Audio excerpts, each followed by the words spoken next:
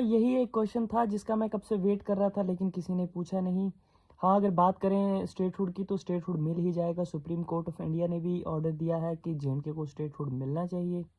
اب بات کریں آرٹیکل 370 کی کہ وہ واپس آئے گا یا نہیں. آرٹیکل 370 57 اور 64 میں ہی ختم ہو گیا تھا.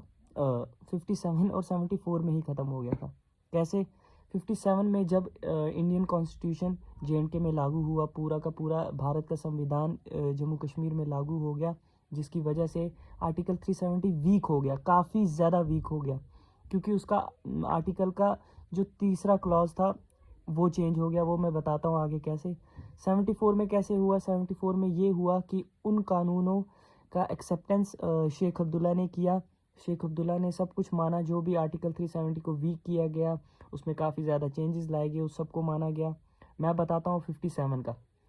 انڈین کانسٹیٹیوشن جب لاگو ہوا جے اینڈ کے میں، تب آرٹیکل 370 کا جو تیسرا کلاز تھا، جس میں یہ تھا کہ آرٹیکل 370 یا ہٹانا ہے یا رکھنا ہے، یہ صرف اور صرف وہاں کی کانسٹیٹیوئنٹ اسمبلی ہی ڈیسائیڈ کرے گی.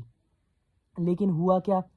ہوا یہ کہ جب بھارت کا سنویدھان لگا تو بھارت کے سنویدھان میں آرٹیکل 356 میں یہ اسٹیٹڈ ہے کہ جہاں کسی اسٹیٹ میں بھی اگر اسمبلی ڈیزالو ہوتی ہے، وہاں پہ parliament as a dominant assembly law pass کر سکتی ہے.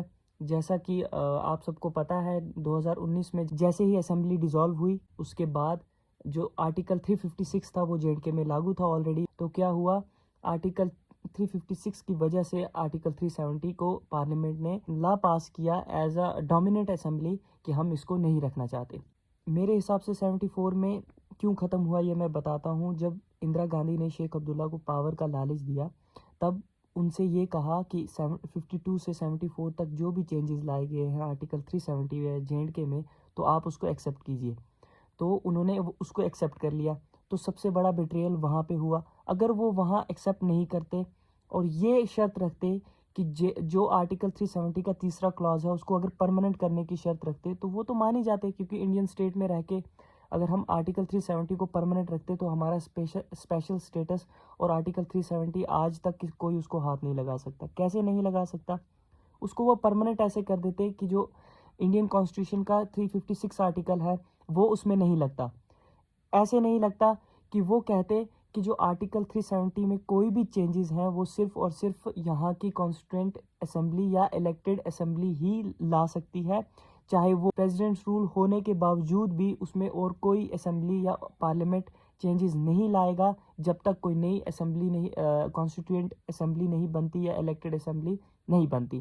تو یہ ایک شرط رکھ سکتے تھے شیخ عبداللہ، لیکن ان کو پاور کا اتنا نشہ تھا کہ انہوں نے بولا کہ جانے دو، ہمیں کیا کرنا، آرٹیکل 370 کو سی ایم کی کرسی تو مل ہی رہی ہے. اب ان سب قانونوں کو 1952 سے لے کے 74 تک جو بھی کچھ ہوا آرٹیکل 370 کو ویک کیا گیا، ان سب چیزوں کو نارملائز کرنے کے لیے سی ایم بنایا گیا شیخ عبداللہ کو.